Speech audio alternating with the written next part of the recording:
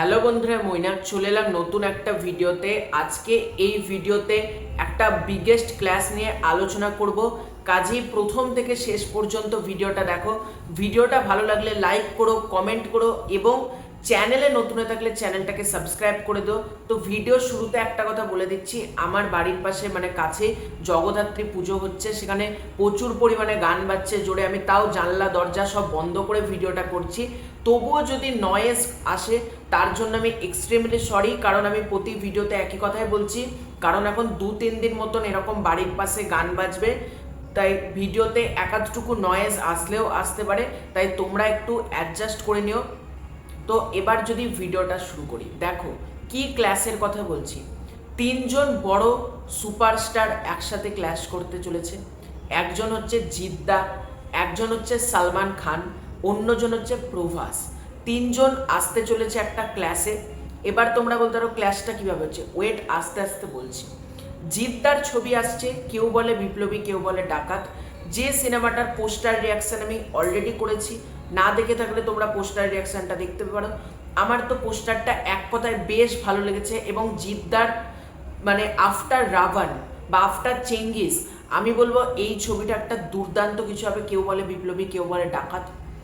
এর পরবর্তীতে আসতে চলেছে সালমান খানের ছবি ব্যাটেল অফ গালওয়ান, যে ছবিতে আমরা সালমান খানকে একজন আর্মি অফিসারের চরিত্র প্লে করতে দেখতে পাবো এবং সালমান খান এর জন্য প্রচুর পরিশ্রম করছে। তার তোমরা যদি প্রথম পোস্টারটা দেখো, যেভাবে রক্ত গড়ছে, বরফের পেছনে যে দাঁড়িয়ে আছে, সেটা এক কথায় খুব ভালো হয়েছে পোস্টারটা। এবং এই ছবিতে ব্যাটেল অফ গালওয়ানে আমরা গোবিন্দাকে দেখতে পাবো, অমিতাভ বচ্চনকে দেখতে পারবো।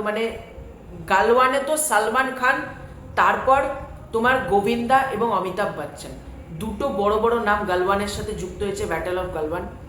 এবং অপরদিকে আসতে চলেছে প্রভাস, তার ফৌজির পোস্টারটা আমার খুব ভালো লাগেনি, আমি বাড়িয়ে কিছু বলতে চাই না, সেই জন্য আমি রিয়াকশানও দিইনি, কারণ পোস্টারটা আমার ডিসেন্ট লেগেছে। প্রভাসের কাছ থেকে যেরকম পোস্টার আমরা আশা করি সেই লেভেলে পোস্টারটা হয়নি, তো সেইটাও আসতে চলেছে ফৌজি। এবং ফৌজিতে তোমরা সকলেই জানো মিঠুন চক্রবর্তী কাজ করতে চলেছে। তো এই 3টে ছবি আসতে চলেছে। এবার ক্লাস কেন বলছি, দেখো জিদ্দা আবারও আসতে চলেছে 15ই অগাস্টের টাইমে। আবারও বলছি, তার একটাই কারণ হচ্ছে, দেখো 15ই আগস্টের সময় জিদ্দা প্যান্থারও নিয়ে এসেছিল, তো জিদ্দা আবারও আসছে 15ই আগস্টের সময়। কেউ বলে বিপ্লবী, কেউ বলে ডাকাত এই ছবিটাকে নিয়ে। অপরদিকে গালওয়ানের একটা টেন্টেটিভ রিলিজ ডেট ধরা হচ্ছে। দেখো গালওয়ান সকলে ভেবেছিল ঈদে আসবে, এবং সালমান খান কোথাও গিয়ে ঈদ আমরা বলি, এবং সালমান খান কিন্তু ম্যাক্সিমাম ছবি তার কেরিয়ারের ঈদের সময়তে আসে, সেটা বডিগার্ড হোক, ওয়ান্টেড হোক, একথা টাইগার হোক, সুলতান হোক, তোমার আরও অনেক ছবি, কিসি কা ভাই কিসি কি জান, রাধে, প্রতিটা ছবি কিন্তু তোমার বজরঙ্গি ভাইজান হোক, টিউবলাইট হোক, প্রত্যেকটা ছবি কিন্তু সালমান খান ঈদেই আনে। এই বছর 2026 সালে কিন্তু সালমান খান ঈদে আসছে না। সালমান খান ঈদ ছেড়ে দিয়েছে অজয় দেবগনের জন্য, সেটা হচ্ছে ধামাল 4-এর জন্য সালমান খান ঈদটা ছেড়ে দিয়েছে এবং ঈদে অজয় দেবগনকে সে জায়গা ছেড়ে দিয়েছে। সালমান খান বিশাল বড় মন ভাইজানের, সে ঈদ ছেড়ে দিয়েছে। তো সালমান খান আসতে চলেছে 15ই আগস্টের সময়।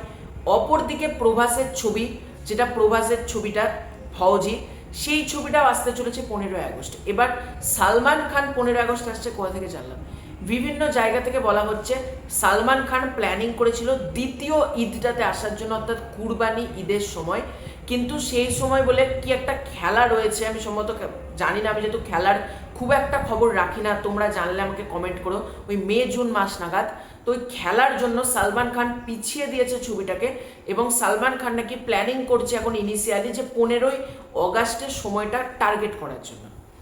এবার 15ই আগস্টে অলরেডি জিৎ, সালমান খান এবং প্রভাস, দেখো নর্থ, যদি আমাদের এখানকার কথা বলি, নর্থ বেঙ্গলের জায়গা, বা এটাকে তোমরা পশ্চিমবঙ্গ যদি বলো, বা তোমাদের মুম্বাই, দিল্লি, এই সব জায়গাগুলোকে যদি অ্যাড করো, এখানে কিন্তু প্রভাসের সিনেমা যে বিশাল একটা কালেকশন করে দেখিয়ে নিয়ে যাবে এরকম কিন্তু না।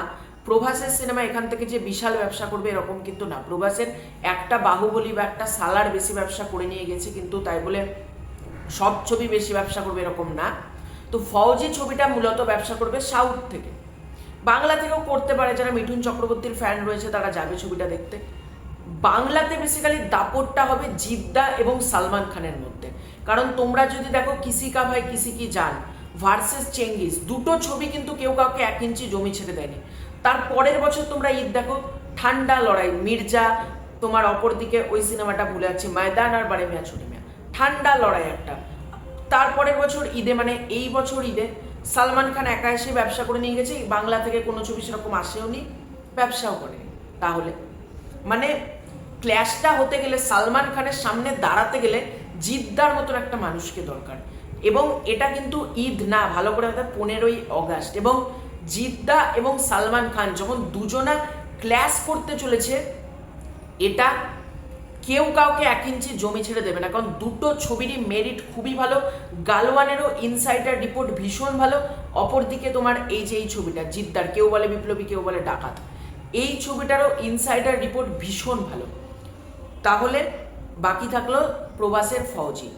ফৌজি ব্যবসা না করলেও বা প্রচুর বড় কালেকশন না করে নিয়ে গেলেও এখানে তার একটা কিন্তু কালেকশন করবে।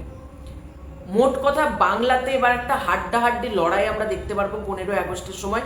যদি না কোনো ছবি পেছোয়, দেখো পেছোতেও পারে এগোতেও পারে, হয়তো এমনও দেখতে পেলাম জিদ্দা একাই 15ই আগস্ট এলো, এরকম হতেই পারে।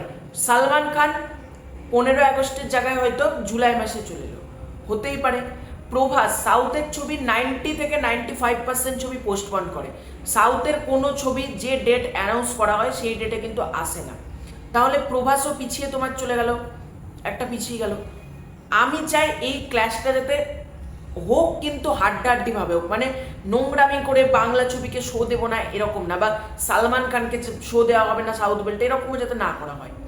দেখো আমি বেসিক্যালি দুটো ছবি নিয়ে এক্সাইটেড, একটা হচ্ছে গালওয়ান, একটা হচ্ছে বিপ্লবী ডাকাত, একটা হচ্ছে জিদ্দা এবং সালমান খান। এই দুটো ছবি নিয়ে আমি বেশি এক্সাইটেড। ফৌজি নিয়ে আমার সেরকম কোনো এক্সাইটমেন্ট নেই, আমি কোনো ওই সিনেমাটাকে নিয়ে আমি বিন্দুমাত্র এক্সাইটেড না। এখন যেটা সত্যি সেটা বলছি, হয়তো টিজার ট্রেলার যদি ভালো লাগে, খুব ভালো লাগে, তাহলে ডেফিনেটলি ওটা নিয়ে আমি এক্সাইটেড থাকবো। কিন্তু আপাতত সালমান খানের প্রজেক্টটা এবং কেউ বলে বিপ্লবী কেউ বলে ডাকাত, এই দুটো ছবি নিয়ে আমি এক্সাইটেড। এবং মেন লড়াইটা কিন্তু হবে এই দুটো ছবির মধ্যে, যদি দুটো ছবি ক্ল্যাশ করে। যদি কোনো ছবি পোস্টপন্ড বা প্রিপন্ড না করে তাহলে এটা হবে। আর এমনও হতে পারে হয়তো জিদ্দার প্রডিউসার নন্দী মুভিজ তারা প্ল্যানিং করলো যে দুটো বড় ছবি আছে, তাহলে আমরা এই ছবিটাকে 15ই আগস্ট দেবো না, আমরা ছবিটাকে পুজোর আগে আগে হয়তো রিলিজ করে দিল, এরকমও হতে পারে। বা অন্য কোনো সময় একটা রিলিজ করে দিল, করতেই পারে। কারণ ফিল্ম ইন্ডাস্ট্রির ব্যাপার, এত আগে থেকে আমরা যদি আলোচনা করি, সব সময় যে সব কথা মিলে যাবে এরকম কিন্তু না। কারণ একটা ফ্রাইডেতে দিনের বেলায় কি হচ্ছে, রাত্রিবেলায় সেই ইকুয়েশন পর্যন্ত বদলে যেতে পারে। সুতরাং এখন থেকে আমরা এই ক্ল্যাশটা হচ্ছেই, কনফার্ম হচ্ছে, হতেই হবে এরকম কিন্তু না। কারণ অনেকে বলেছিল লায়ন আর সিকান্দার দুটো ছবি ক্ল্যাশ করবে, কিন্তু এবছর যেটা আমরা ঈদে পেতাম জিৎ ভার্সেস সালমান খান আবারও, কিন্তু সেটা কিন্তু হয়নি।